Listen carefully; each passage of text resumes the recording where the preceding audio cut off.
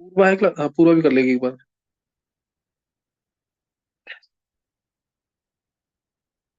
चलो एक बार अब नोट करना है, एक बार जल्दी जल्दी आंसर इसके, आज जो पेपर हुआ था ना उसको डिस्कस करेंगे।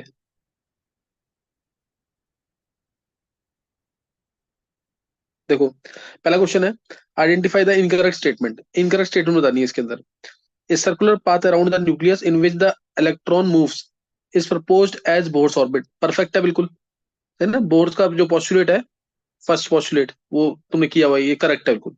N orbital is the one electron wave function in an atom. सही है बिल्कुल, सही ना। वन इलेक्ट्रॉन वेव फंक्शन होता है, psi n l m l लिखते हैं ना, एन एल एम। ये पहले भी क्वेश्चन आ चुका है इस टाइप का। The existence of Bohr's orbit is supported by hydrogen spectrum, बिल्कुल सही है। फिर atomic orbital is characterized by the quantum numbers n and l only, n and l only. ये सही गलत है?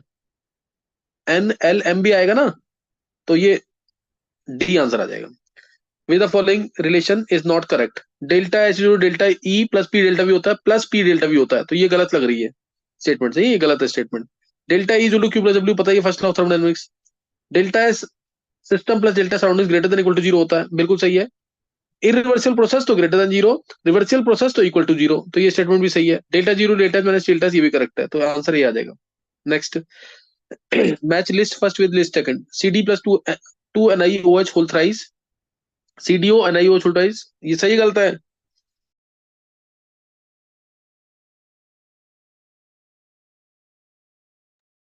एक मिनट रुकेंगे।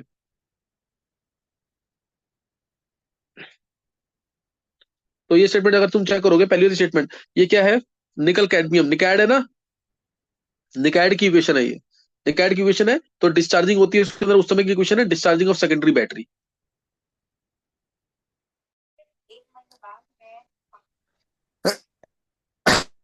अनम्यूट कर लेंगे। नेक्स्ट है zinc amalgam plus H G O. ये है मर्करी सेल, है मर्करी सेल, बटन सेल या रूबन मेलोरी सेल, वो सेल है, तो इसको primary, primary cell. Two B B S four plus two H two, ये रिवर्स ऑफ डिस्चार्जिंग है लेड स्टोरेज बैटरी के अंदर, तो चार्जिंग आ जाएगा। डिस्चार्जिंग के ऑपोजिट वाली इक्वेशन, ये सबको पता होना चाहिए, सेल से पूछा है पूरा क्वेश्चन। ये तो फ्यूल सेल है ही, वाटर का फॉर्मेशन होता है, वाटर एज बाय प्रोडक्ट मिलता है इसके अंदर। फ्यूल सेल जो करंट जनरेट करने के काम आता है, डी का आ जाएगा फ्यूल सेल थर्ड। तो इसके अकॉर्डिंग आंसर क्या आ रहा है? ए का सेकंड, सर सी। बी का सी आंसर, एक बार चेक कर लेना जरूर। फिर नेक्स्ट क्वेश्चन फोर्थ, करूँ निशा नीचे एक बार।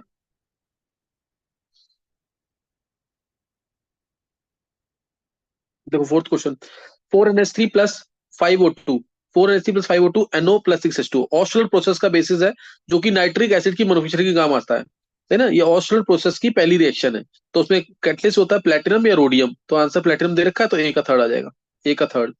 N two plus three H two, ये तो पता ही सबको, हेबर्स प्रोसेस है। आयरन कैटलिस्ट होता है, आयरन आयरन की ऑक्साइड कैटलिस्ट होती है, मोलिब्डेनम प्रोमोटर होता है, सीओ पॉइजन होता है। तो ये आ गया फोर्थ, ए का थर्ड, बी का फोर्थ। ये आंसर यही आ रहा है क्या इससे? सी आ रहा होगा, एक बार देख लेते हैं फिर भी आगे। C twelve H two twelve plus H two O, glucose मिल रहा है, तो इसमें ये कैसे मिलता है? क्या डालते हैं इसमें? H two four, H two four के प्रेजेंस में होता है ना यस ये सर। प्रोसेस, ये आ जाएगा। सही ना। जो क्या होता है कन्वर्जन ऑफ दस, ये ग्लूकोज प्लस फ्रक्टोज, ये यहाँ पे आएगा इधर, ये प्रोडक्ट में आएगा ना, पूरा प्रोडक्ट के बारे में लिखा हुआ है ये थोड़ा इसका, इसको इस साइड ले लेना। ये प्रोडक्ट साइड है पूरा, ये पार्ट। तो ये तो क्या कहते हैं, इन्वर्जन ऑफ केन शुगर कह सकते हो, उसमें इन्वर्टेज कैटलिस्ट होता है, या H2SO4 कोई भी एसिड कैटलिस्ट ले सकते हैं उसके अंदर। फिर 2SO2 प्लस O2 के 2SO3, इधर V25 भी होता है, तो कॉन्टैक्ट प्रोसेस। अगर NO गैशियस होगा तो लेड चैम्बर प्रोसेस, तो NO गैशियस दे रखा है इसके अंदर, सही ना। तो ये आंसर मैच कर लेना इसको, सारे प्रोसेस आने चाहिए, सारे करवा रखे हैं, पी ब्लॉक में भी, डीएनएफ ब्लॉक में भी। Next question, in which the following pairs electron gain and enthalpy of the constituent elements are nearly the same और आइडेंटिकल। ये क्वेश्चन थोड़ा सा डाउट में है, ये क्वेश्चन थोड़ा डाउट में इसलिए है क्योंकि इसमें देखो ये दोनों भी पहले ग्रुप के हैं, ये दोनों पहले ग्रुप के हैं, ये दोनों 18 ग्रुप के हैं, ये दोनों 17 ग्रुप के हैं। तो इसमें बस हिंट हल्का सा यही है कि नीचे के एलिमेंट्स जब जाते हैं, जब नीचे के एलिमेंट जाते हैं, बोरोन एल्यूमिनियम गैलियम थैलियम, तो नीचे डी और एफ की एंट्री स्टार्ट हो जाती है। तो जितना नीचे एलिमेंट्स होंगे ना, उतना ज्यादा एनर्जी डिफरेंस कम होता है, उतना ज्यादा एनर्जी डिफरेंस कम होता है, इसलिए गेन एंथैल्पी हो या आयनेशन एनर्जी हो, लगभग लगभग लगभग क्या हो जाएगा, क्लोज आ जाएंगी। तो इधर कहते हैं रुबिडियम सीजियम बिल्कुल नीचे है, तो ये ऑप्शन हो सकता है। सोडियम पोटेशियम थोड़ा डाउट में रहेगा। आर्गन क्रिप्टन का अगर तुम्हें ध्यान हो, वैल्यूज भी मैंने लिखवाई हुई है। हीलियम के लिए 110 के आसपास से, आर्गन क्रिप्टन की दोनों की 96 वैल्यू लिखवाई हुई है। और किलो जूल पर मोल में निकालोगे इसको तो 45-46 आती है किलो जूल पर मोल में। आर्गन क्रिप्टन हालांकि बहुत नीचे नहीं है, हीलियम नियोन आर्गन क्रिप्टन, तो इसको डाउट में रख सकते हैं। आयोडीन एसिटाइन हो सकते हैं बिल्कुल नीचे, आयोडीन और एसिटाइन। तो इसमें कुछ कर नहीं सकते हम क्वेश्चन, इसको तुम्हें थोड़ा सा वैल्यूज के बेसिस पे याद करना पड़ेगा क्वेश्चन। तो जैसे मैं मार्क करूंगा तो ए और सी या ए और डी में, तो ए और सी और ए और डी में से ए और सी आंसर आ रहा है कहीं की नहीं? ए और सी ये आ रहा है ना, सी सी और ए और डी ऑप्शन नहीं है इसमें। तो बस मोस्ट प्रोबेबल आंसर देख सकते हैं इसमें। आंसर क्या है इसका, एक बार चेक करना। सर यही है सी सर, है। ए और सी। हाँ ए और सी आ जाएगा इसमें ना। पर नीचे के लिमिट होंगे तो उसका सोचते हैं कि उसमें एनर्जी डिफरेंस कम होगा, तो गेन एंथैल्पी या इनिशियल एनर्जी सेम होते हैं। लेकिन ये क्वेश्चन मतलब दे दिया है इन्होंने कि बहुत वैल्यूज देख करके पढ़ेगा तो ही निकाल सकते हो आंसर, नहीं तो मतलब देना नहीं चाहिए क्वेश्चन ये। with the following reaction which reaction is suitable for concentrated ore by leaching process। Leaching process अगर पढ़ा हुआ है, लीचिंग किसके लिए होता है? गोल्ड और सिल्वर के लिए या एल्यूमिना के लिए, बेयर्स प्रोसेस लिखते हैं उसको। और गोल्ड और सिल्वर है तो मैक आर्थर फॉरेस्ट प्रोसेस। तो इसलिए ये तुम्हें दिख ही रहा होगा, ये गोल्ड लीचिंग ऑफ एल्यूमिना, ये तुम्हें दिख रहा होगा बेयर्स प्रोसेस के अंदर रिएक्शन होती है। बेयर्स प्रोसेस के अंदर ये रिएक्शन होती है। पहली रिएक्शन तो तुम्हें पता है, ये ऑटो रिडक्शन वाली रिएक्शन है। ऑटो रिडक्शन या सेल्फ रिडक्शन जो CuHg और Pb के लिए होता है। क्यों होंगे पंजाब, इस टाइप से मैंने याद कराया था क्लास में, अगर तुमने लेक्चर्स भी देखे होंगे तो उसमें होगा ये। दूसरी रिएक्शन ये एक्सट्रैक्शन ऑफ आयरन के अंदर आती है। हेमेटाइट ओर या मैग्नेटाइट ओर से आयरन जो प्रिपेयर होता है उसमें आती है इक्वेशन। और फिर लास्ट वाली रिएक्शन तो जनरल रिएक्शन दे रखी है, ये जनरल रिएक्शन दे रखी है। Displacement of less reactive metal by more reactive metal, magnesium more reactive than aluminium तो डिस्प्लेस कर देगा इसको। तो इसलिए आंसर सी आ जाएगा इसका। The metal salt formed during softening of hard water using Clark's method. अगर तुम्हें ध्यान हो ना ये क्वेश्चन पहले भी आया हुआ कहीं, ये आया हुआ कि नहीं, किसी को याद था कि नहीं? नहीं याद है? यार कितने क्लास क्वेश्चन में? 7। क्वेश्चन 7 था, ये पहले आया हुआ हाँ सर, ये मैंने अटेम्प्ट करा था, सही है मेरा। है। ये क्वेश्चन पहले भी पेपर में आया हुआ है अभी इसी में, नहीं याद है? ये क्वेश्चन पहले भी आया हुआ है एक बार। तो ये ध्यान रखना है, CaCO3 बनता है एज प्रेसिपिटेट, ज्यादा स्टेबल होता है जब हम बाइकार्बोनेट की कैल्शियम की जो सॉल्युबल इंप्योरिटी है इसको खत्म करते हैं। अगर किसके साथ, क्लास मेथड में क्या यूज करते हैं, CaO या CaO ट्वाइस, स्नेक लाइम के थ्रू। तो यहाँ पे CaCO3 बनता है। और अगर MgHCO3 होल ट्वाइस है, इसकी वजह से हार्डनेस आ रही है, MgHCO3 होल ट्वाइस की वजह से, MgHCO3 होल ट्वाइस की वजह से हार्डनेस आ रही है, तो इसमें डालोगे ना अगर, तो बनता तो CaCO3 भी है लेकिन मेनली MgOH होल ट्वाइस ये प्रेसिपिटेट डाउन करता है। तो इसलिए आंसर इसका CaCO3 और MgOH होल ट्वाइस आएगा, ये बेटर ऑप्शन है बी। सही ना, बी ऑप्शन आ जाएगा इसमें। ये पहले भी कराया क्लास मेथड में, हम CaO या CaO ट्वाइस के थ्रू बाइकार्बोनेट की इंप्योरिटी को खत्म करते हैं, कैल्शियम या मैग्नीशियम के बाइकार्बोनेट की इंप्योरिटी को खत्म करते हैं using CaO twice. Eighth question, which the following statements is correct is incorrect, नीचे करना। इज इनकरेक्ट बोला हुआ है, incorrect. Low solubility of LiF is in water is due to small hydration enthalpy. देखो ये पहली लाइन ही गलत लग रही है। Li प्लस साइज छोटा, हाइड्रेशन एनर्जी बहुत ज्यादा होती है इसकी, तो सबको पता है। इस वजह से इसका रिड्यूसिंग इलेक्ट्रॉन से हाईएस्ट आता है लिथियम का पूरे पीरियोडिक के अंदर। और F माइनस साइज छोटा, F माइनस साइज छोटा, तो इसकी भी हाइड्रेशन एंथैल्पी बहुत ज्यादा होती है। तो इसलिए पहले इस लाइन की वजह से due to small hydration enthalpy, ये गलत है। लो सॉल्युबिलिटी होती है LiF की क्योंकि लैटिस एनर्जी बहुत ज्यादा है, सही है। तो इसलिए ये पहली स्टेटमेंट गलत होनी चाहिए। KO2 इज पैरामैग्नेटिक, बिल्कुल सही है, 17 इलेक्ट्रॉन है, पैरामैग्नेटिक होगा। Potassium super oxide. Solution of sodium in liquid ammonia is conductive nature, ये भी बिल्कुल सही है। इक्वेशन बताई हुई है, एस ब्लॉक की इक्वेशन है। M कोई भी अल्कली मेटल है, अगर हम इसको लिक्विड अमोनिया में डिसॉल्व करते हैं, X प्लस वाई NH3 में डिसॉल्व करते हैं, तो आंसर आता है M plus NH3 whole X plus electrons NH3 whole Y। Ammoniated cations, ammoniated electrons की वजह से सॉल्यूशन हाईली कंडक्टिंग होती है। ब्लू कलर तुम्हें पता है इसका आता है, जब इलेक्ट्रॉन एक्साइड होते हैं हाइड्रोजन लेवल पे, लाइव कम नीचे आएंगे, ब्लू कलर दे देंगे। और कंसंट्रेटेड सॉल्यूशन तो कॉपर ब्रॉन्ज, और सॉल्यूशन हो जाएगी डायमैग्नेटिक। अभी है पैरामैग्नेटिक। ये पहले भी आया हुआ है, एस ब्लॉक का क्वेश्चन है, करेक्ट है। Sodium metal has higher density than potassium, ये तुम्हें ध्यान होगा एक्सेप्शन। लिथियम, सोडियम, पोटेशियम नीचे आते हैं, डेंसिटी बढ़ती है, but potassium is lighter than sodium because of abnormal increase in its size. D orbitals की एंट्री होती है, इस वजह से वॉल्यूम ज्यादा बढ़ जाता है मास के कंपैरिजन में, इसलिए डेंसिटी पोटेशियम की कम होती है देन सोडियम। तो ये स्टेटमेंट करेक्ट है, तो ये आंसर आ जाएगा। नेक्स्ट, नाइन्थ, फिर मैच करना है इसमें, list first with list second. ये तो बहुत ही इंपॉर्टेंट इक्वेशन है, अमोनियम डाइक्रोमेट वाली, वोल्केनिक N2 गैस रिलीज होती है, N2 गैस की प्रिपरेशन भी पहले भी बताया हुआ मैंने ये, और मैंने कहा था जरूर कर लेना, 25-30 बार आ चुका है ये, बहुत बार क्वेश्चन आया हुआ ये वाला। प्लस Cr2O3 आएगा ग्रीन कलर का, प्लस 2H2O के वेपर्स, मतलब ये जब रिएक्शन होती है ना, हल्का सा गर्म करते ही रिएक्शन होती है, तो एक वोल्केनिक टाइप की रिएक्शन होती है, ग्रीन कलर का वोल्केनो ऐसे बनता है कुछ इसमें, ये N2 गैस रिलीज हो रही है, H2O के वेपर्स होते हैं साथ में ग्रीन कलर का ये, तो ये N2 गैस की प्रिपरेशन है। KMnO4 plus HCl, Cl2 gas की प्रिपरेशन। सेकंड फोर्थ कहाँ आ रहा है, ये ऑप्शन इसमें आ रहा है, सी में। उसके बाद Al plus NaOH plus H2O, तो NaAlOH4 बनेगा, Al plus NaOH plus H2O, और साथ में रिलीज होगी क्या, H2 gas, use to open drains, याद है ना, मिक्सचर ऑफ एल्यूमिनियम, एनसीईआरटी का क्वेश्चन है, सही ना, ये क्वेश्चन होगा पी ब्लॉक का, 11th क्लास का। Aluminium, mixture of aluminium plus NaOH use to open drains, क्यों, H2 गैस रिलीज होती है हाई प्रेशर पे, वो ड्रेन्स को ओपन करती है। NaNO3 इसको गर्म करते हैं, NaNO2 plus half O2, NaNO2 plus half O2, तो O2 गैस, ज्यादा टेम्परेचर कर दोगे तो ये भी टूट जाएगा Na2O के अंदर, तो इसमें आ जाएगा आंसर, एक बार चेक कर लेना, सी आंसर आना चाहिए। नेक्स्ट, एक एक चीज और एक एक वर्ड, चारों ऑप्शन के, एक ये है तो क्यों है, ये नहीं है तो क्यों नहीं है, अगर ऐसे करोगे ना तो एक पेपर से काफी कुछ सीखने को मिलेगा। Which of the following has least tendency to liberate hydrogen gas from mineral acids? Least tendency पता ही है, E note of copper 2 plus से कॉपर पॉजिटिव वैल्यू होती है, अकेला इसका इलेक्ट्रोड पोटेंशियल पॉजिटिव होता है 0.34, यानी copper is least reactive, least reactive. तो और ये तो हम 9 10 से पढ़ते आ रहे हैं कि copper plus H2SO4 no reaction, copper plus H2SO4 dilute में है तो नो रिएक्शन, कंसंट्रेटेड में तो रिएक्शन हो जाती है, तो उसमें ऑक्सीडेशन रिडक्शन होता है एक्चुअल में। Next question, in polluted water values of both dissolved oxygen and BOD are very low. तो डिजोल्व पॉल्यूटेड वाटर के अंदर no doubt dissolve oxygen DO की वैल्यू, डीओ तो पता ना लेस देन 6 ppm है, तो क्या फिश सरवाइव कर पाएगी उसमें वाटर में डिजोल्व ऑक्सीजन, तो फिश सरवाइव नहीं कर जाती, तो इसकी वैल्यू लो हो जाती है, ये सही है। लेकिन BOD value, biochemical oxygen demand, the demand of oxygen by the bacteria to decompose the organic waste, ये वाली वैल्यू तो हाई होती है।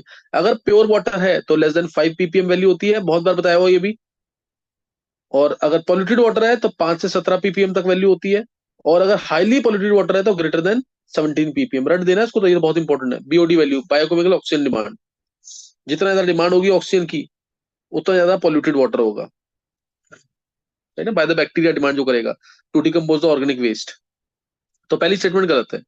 यूट्रोफिकेशन, ये यूट्रोफिकेशन वही है जो फिश सर्वाइव नहीं कर पा रही ना पॉल्यूटेड वाटर में, eutrophication results in decrease the amount of dissolve oxygen, बिल्कुल सही है ये। तो पहली स्टेटमेंट गलत है, दूसरी सही है, तो आंसर इसका पहली गलत, ये आ गया, डी आंसर है। नेक्स्ट दिखाना,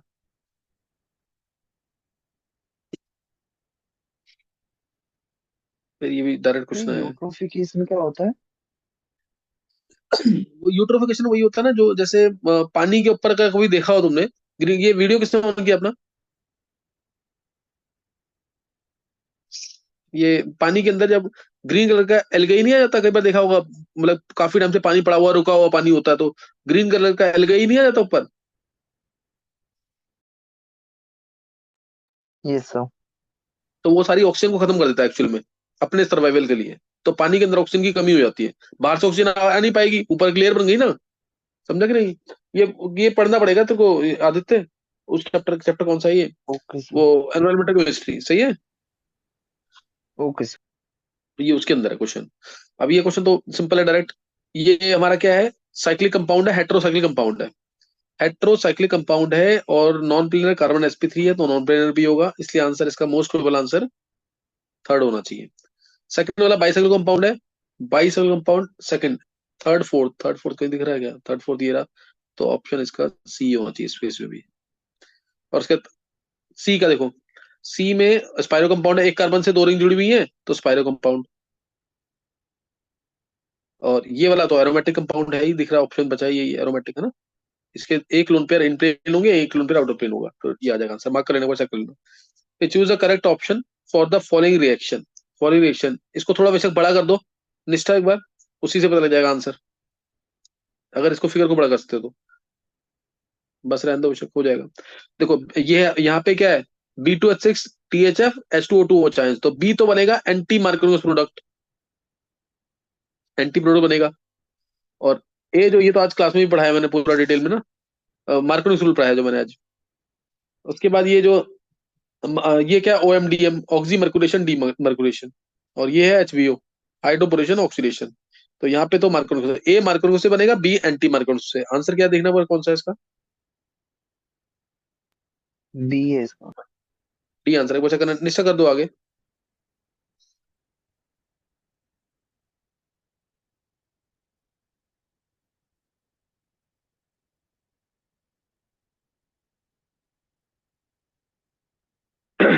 अब question number 14। Question 14, among the following marked proton, अच्छा मार्क्ड प्रोटॉन, प्रोटॉन मार्क रखे हैं, जैसे ये ये और ये। Mark proton of which compound shows lowest pK value, यानी सबसे ज्यादा एसिड करेक्टर किसका होगा, सबसे ज्यादा एसिड करेक्टर किसका होगा। इसका अगर हटाएंगे तो COOH विड्रॉइंग है, रेजोनेंस भी हो रही है, COH विड्रॉइंग है, रेजोनेंस भी हो रही है। इसको हटाएंगे तो COCH3 विड्रॉइंग है, ज्यादा विड्रॉइंग होगा COOH से, क्योंकि COH में तो इंटरनल रेजोनेंस भी हो रही है, क्रॉस कंजुगेशन हो जाएगा इसमें, तो इससे ज्यादा विड्रॉइंग ये है। यानी ज्यादा पीके वैल्यू इसकी, ज्यादा पीके वैल्यू इसकी होगी। ज्यादा एसिडिक हाइड्रोजन बी का है, बी का ज्यादा एसिडिक हाइड्रोजन है देन ए। और इसको हटाएंगे तो नेगेटिव आएगा, फिनाइल से भी रेजोनेंस होगी और COCH3 से रेजोनेंस होगी, तो सबसे ज्यादा एसिडिक ये हो जाएगा, यानी सी और अच्छा हो जाएगा, सी और अच्छा एसिडिक हो जाएगा। और उसके बाद अगर मैं डी से हटाऊंगा तो फिनाइल से रेजोनेंस है और COH से भी रेजोनेंस है, तो मेरा आंसर होना चाहिए C, फिर D, फिर B, फिर A। ये है एसिडिक करेक्टर का आंसर इन प्रोटॉन्स का। तो लोएस्ट पीके वैल्यू बोलिए, एसिडिक करेक्टर्स का ज्यादा, तो लोएस्ट पीके वैल्यू क्या होगी, लोएस्ट होगी, तो आंसर सी होगा इसका। एक बार आंसर चेक करना इसका।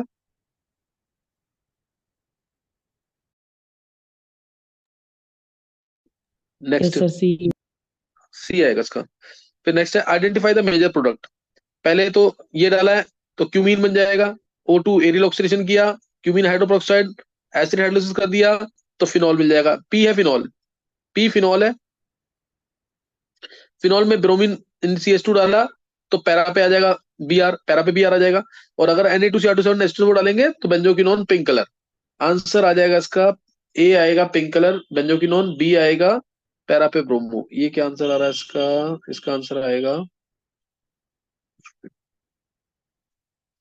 इसका आंसर आना चाहिए फिर का, क्या ऑप्शन आ रहा है, सर डी आ रहा बी। है क्या? बी, हाँ बी बी ऑप्शन आ जाएगा। बैठता है सर। हाँ सही है। 16 question, identify the correct statement for the given below transformations. ये आया, अच्छा ये तो अभी मैंने कराया था, हॉफमैन प्रोडक्ट मिलता है इसमें मेजर। ए मिलेगा हॉफमैन प्रोडक्ट, क्योंकि यहाँ पे लिविंग ग्रुप बल्कि है, याद आ गया कि नहीं है, ये भी कराया था पिछली से पिछली क्लास में। लिविंग ग्रुप बल्कि, तो इसमें आएगा पेंटवनीन, और बी माइनर में आएगा पेंटटूइन। पेंटवनीन पेंटटूइन कहाँ आ रहा है, ए और बी। ये आ रहा है हॉफमैन प्रोडक्ट से मिलेगा ये, सी में। चेक करना एक बार।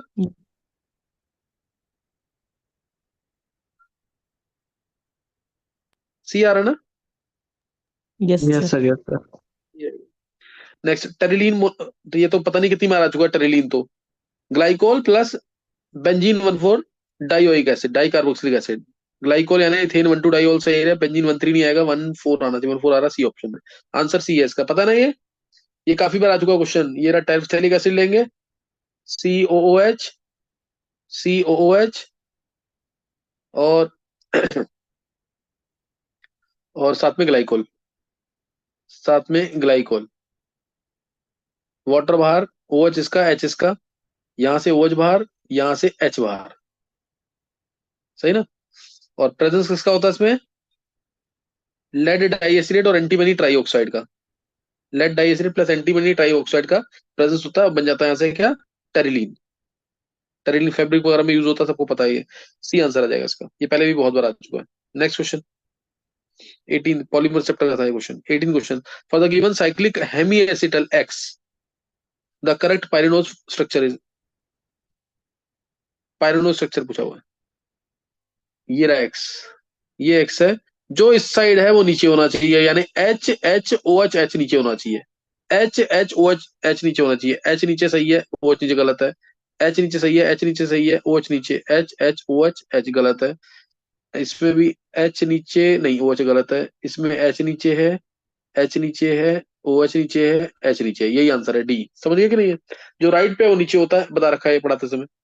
Next question 19, statements about enzyme inhibitor drugs are given below। enzyme inhibitor drugs, देखो ये जैसे मैंने बताया एंजाइम, ये है, अगर ये है इसकी एक्टिव साइट, ये एंजाइम की एक्टिव साइट, बोला there are competitive and non competitive inhibitor drugs, बिल्कुल सही है। एक कम्पिटिटिव होती है, जैसे एक ड्रग लिया और एक लिया सबस्ट्रेट, ये सबस्ट्रेट ये ड्रग, तो सबस्ट्रेट को अगर नहीं आने देना है यहाँ पे, मेडिसिन आए, तो compete करेंगे दोनों आपस में, कम्पिटिटिव है और नॉन कम्पिटिटिव भी होता है।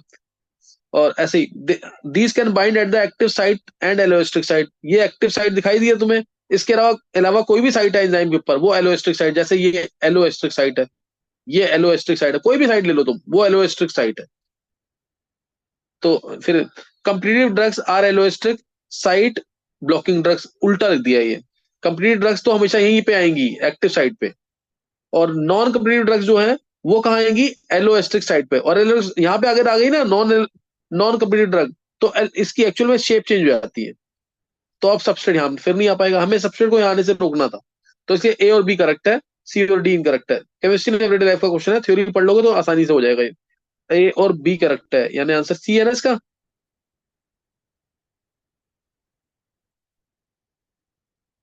Next 20th question, for kinetic study of the reaction of iodide ion plus H2O2, iodide ion plus H2O2 बनना क्या है, I2 + H2O, फिर ये बोलना है always use freshly prepared starch solution. Iodine को अगर डिटेक्शन करना है तो स्टार्च, तो स्टार्च आयोडीन कम्प्लेक्स ब्लू होता है, पता है ना सबको ये, 10th क्लास में भी एक्सपेरिमेंट करते हैं, पोटैटो की पील ऑफ करके ना उसको, यहाँ पे ब्लू कलर आता है।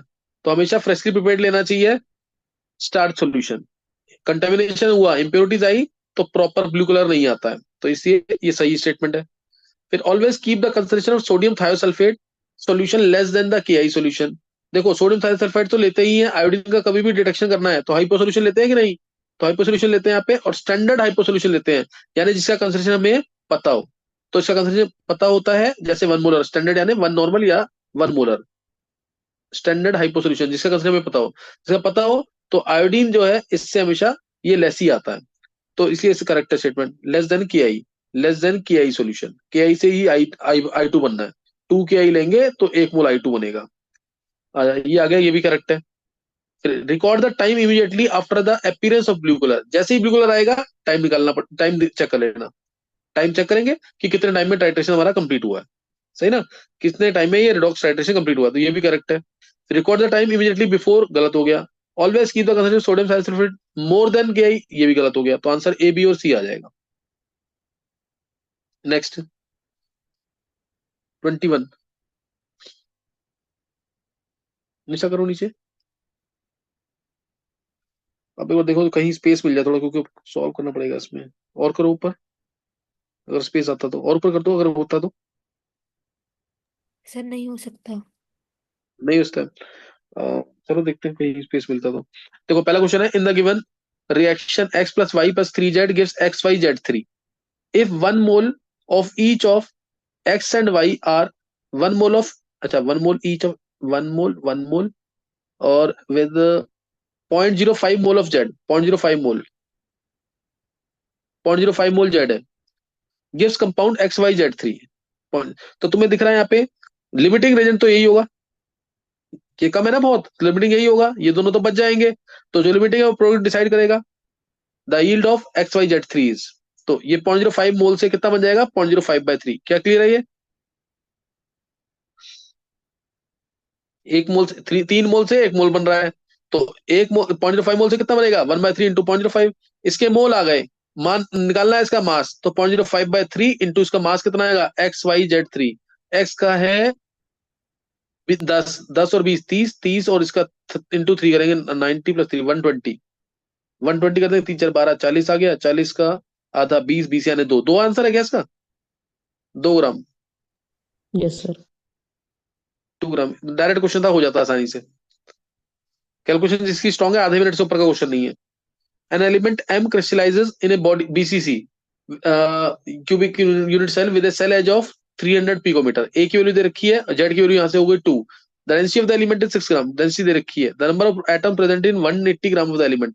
चाहो तो डायरेक्ट कर दो उसको, रोज इंटू ZM/A³ इंटू नॉट से। कंसेप्ट नहीं है ये, लेकिन इससे डायरेक्ट हो जाता है। डेंसिटी दे रखी है 6, Z की value 2, mass, number of atoms निकाल ले, मास ले लो डायरेक्ट। मास जबकि यहाँ पे एटॉमिक मास होता है, तुम इससे ही नहीं ले सकते हो 180 से ही। 180 और A³ 300 पिकोमीटर है, 300 इंटू 10⁻10 सेंटीमीटर में करना जरूर। इसका क्यूब इंटू N0, N0 यहाँ पे इसकी वैल्यू निकालना, तुम इससे एटम्स आ जाएंगे। N0 की वैल्यू निकालना, इससे एटम्स आ जाएंगे। क्या क्लियर है ये, इससे एटम्स आ जाएंगे, खुद सॉल्व करना तुम्हें। ये कैलकुलेशन मैं नहीं कर रहा यहाँ पे, सही ना। तो ये कर लेना। क्या आंसर है इसका 10³ 23 में।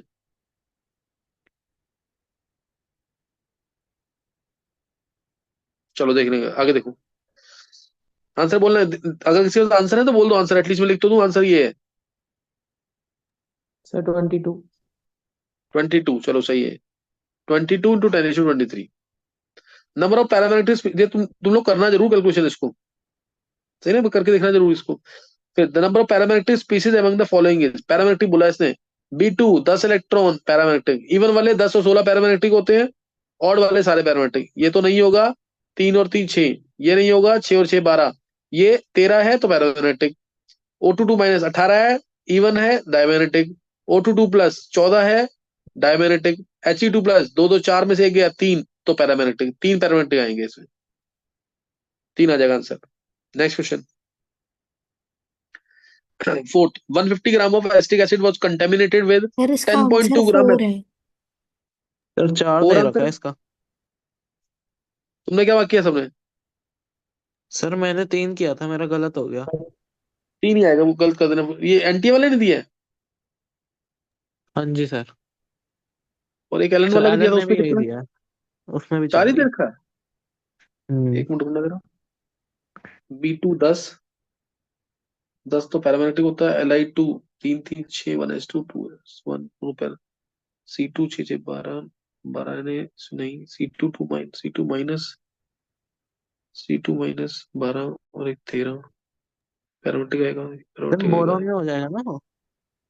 हाँ, सर B2 जो है उसमें हमारी sp मिक्सिंग हो जाएगी ना। B2 तो पैरामेट्रिक है, 5 5 10 π2px1 π2py1 आएगा। हाँ जी। आंसर तो 3 ही आएगा। चलो एक बार देख लेना, वैसे 99% मैं श्योर हूँ ये 3 ही आएगा आंसर इसका, सही ना, 3 ही मार्क करना अभी। 150 gram of acetic acid was contaminated with 10.2 gram ascorbic acid. 10.2 gram ascorbic acid है और 150 ग्राम है एसिटिक एसिड, यानी सॉल्वेंट लेना है एसिटिक एसिड को तुम्हें। To lower down the freezing point by x into 10⁻⁻1, सही है। The value of x is, तो डेल्टा टी है 0.1x इज इक्वल टू, आई तो लेंगे नहीं, आई का कुछ मेंशन किया है इसने, क्या क्या पूछा है इसने, एक्स की वैल्यू आई मत लेना इसमें। एस्कॉर्बिक एसिड है, सॉल्यूट यहाँ पे 10.2, के एफ की वैल्यू भी दे रखी होगी ना यहाँ पे, के एफ कितना दे रखा है 3.9, 3.9 into molality 10.2 divide by ascorbic acid का मास, डिवाइड बाय एस्कॉर्बिक एसिड का मास कितना है, दे रखा ना शायद ये 176। सॉल्वेंट का मास, सॉल्वेंट का मास कहाँ है 150 इंटू 10⁻3। कर लोगे सॉल्व ये एक्स के लिए, 0.1 एक्स, एक्स निकालना है इसमें, निकाल लोगे ना, एक्स की वैल्यू कितनी है,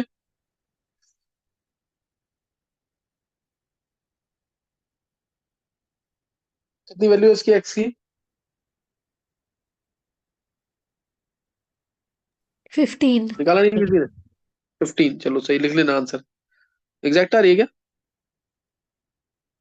सर 515.01 समथिंग आ रहा था। फर्स्ट चलो 15 आ जाएगा फिर आंसर। के फॉर ब्यूट्रिक एसिड इज इतना, pH of 0.2 molar solution of butyric acid is, तो पीएच निकालना है।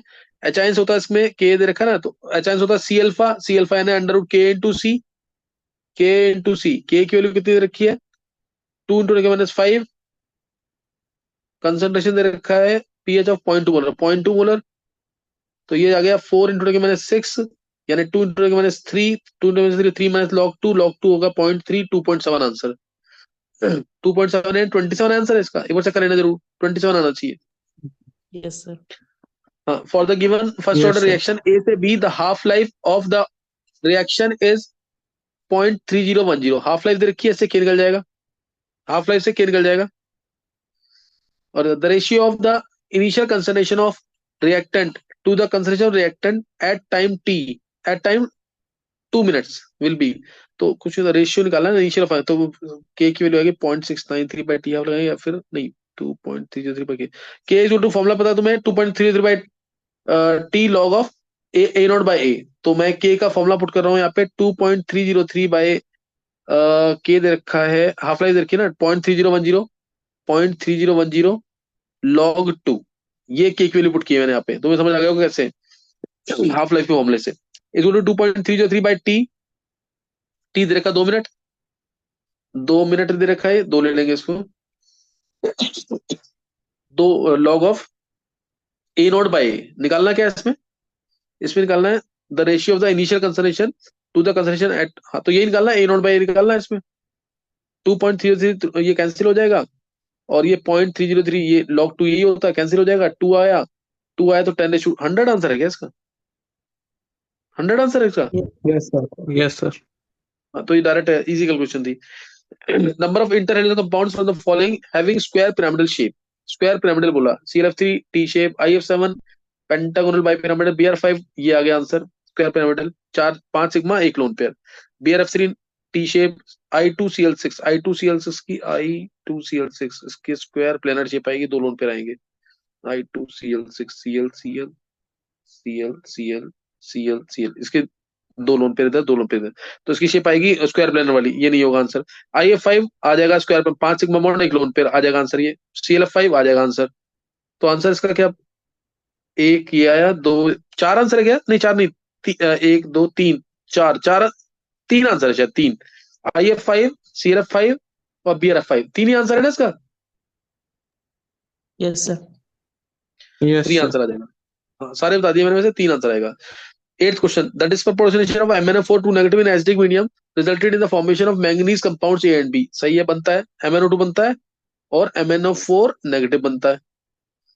If the oxidation of Mn in B smaller, B में स्मॉलर है यानी B ये है, B है MnO2, then rate of then spin only magnetic moment mu of B in Bm is, in Bm निकालना है, Mn पे +4 चार्ज आ गया, +4 यानी ये होता है आर्गन 4:3d5, 2 इलेक्ट्रॉन इसके गए 2 इससे, तो 3d3 हो जाएगा, 3d3 मतलब 3.9, 4 आंसर आ जाएगा, 4 आंसर है ना इसका, Yes, 3 sir. n पे यस रूट, सर।